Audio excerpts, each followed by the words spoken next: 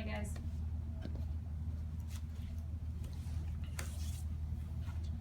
Coach, how's your team doing after that result down there? We kind of let them be to themselves a little bit. We'll see them shortly after this. Let you know then, but haven't talked to a lot of them since the other day. You've talked all season about how resilient they are and kind of that level, but in human nature to bounce back from this, that's going to be hard. We'll bounce back. Okay.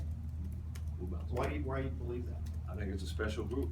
I think this group has met almost every challenge we faced this year, and we obviously aren't undefeated. We wish we had more wins to speak of, but just day in and day out working with this group on and off the court. I have a lot of respect and admiration for this group, and feel like we'll bounce back.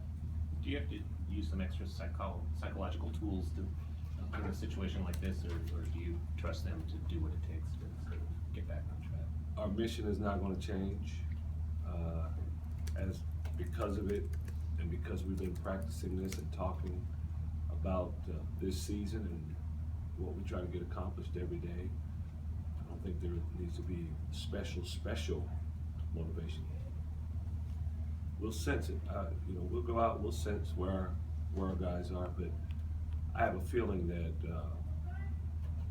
this group is going to come bounce back. Lorenzo, when you reached out to the conference yesterday, what was your hope in that?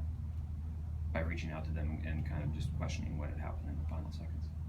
Oh, I would just say it's probably more, again, as a parent, my own kids, certain things happen. And when it's toward you and you alone, you deal with it. When it happens to your kids, man, you flare up a little bit. That's all. But it is, I said what I had to say. And the league gave its response. I respect their response. And we're moving on now. That was done. If you did have a chance to do it again, and just knowing what you know about the conference and just how everything was handled, would you have handled that a bit differently, or would you do the same? I would say I want to, like I said earlier, want to fight for our guys. And I said what I had to say. And no looking back now. And I'll say that 5 more times if y'all want to keep bringing it up, just to let you know. But I am moving on. Just do you have any sort of response, or just how did you take when the Pac-12 handed you then their punishment, or the live reprimand? Just your response to that is what? It's been made clear what can happen if you deal with the situation like this a certain way. It was made clear. So I understand. Is there any more responsibility that you have of being like the elder statesman of this conference, of one who has been around for some time and just kind of know where this conference has been? Do you hold that any more dear, and does that give you any more weight when you do say things and, oh wow, this guy has been here for a while, so he's just not he's just not making comments lightly here? Maybe that's the case. I'm not sure. Again, the comments were made, there was a response, and whatever anyone takes from that at this point, that's up to them. But I really don't have a lot more to say about it. Not to keep harping on it, but did you get any more of an explanation from the league as to why they felt the clock especially was handled properly in the final seconds? Doesn't matter at this point. Again, everything I wanted to say, I said, and they responded. And as far as I'm concerned, close the door on it.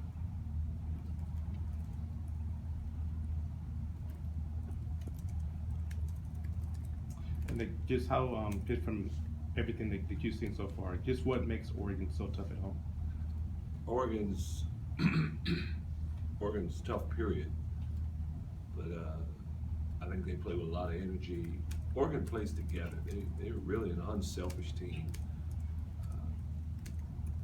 You know, most teams in our league have played better at home. I mean, there's several teams that have hardly lost or not lost at all.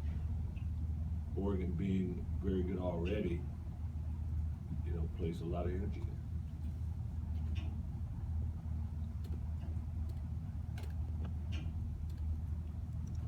Anything else, guys? After looking at your guys' defense on the final play, was what you instructed them to do executed? Was did you want something else to happen on that play, or? Well, one thing we did not want them to do is throw long. We did not want them to do that. We also wanted them to catch in front of us, catching the ball going toward the baseline. We did not want them to catch the ball with a running start going the other way. And I mean, you put that on me as head coach. We didn't execute that, so I didn't do a good enough job of helping our guys understand what we wanted on that, because he caught the ball on the run. And guarding against the long pass, is that why you had nobody on the inbounder to put that guy deep? That was one of the reasons. Yeah, we did not. With our group, I would say with a veteran group, we probably would have had somebody. But with our group, there's certain things we want to make sure it's simple, and we did not want them to throw over the top. Earlier, there was a game where we talked in the huddle about we do not want them to throw over the top, and we explained it. When we went out there, they threw over the top. That didn't cost us the game, but they threw over the top, and that was in the back of my mind, because if they threw over the top, then it'd have been worse. We would have gone in overtime if they threw over the top. At least it wouldn't have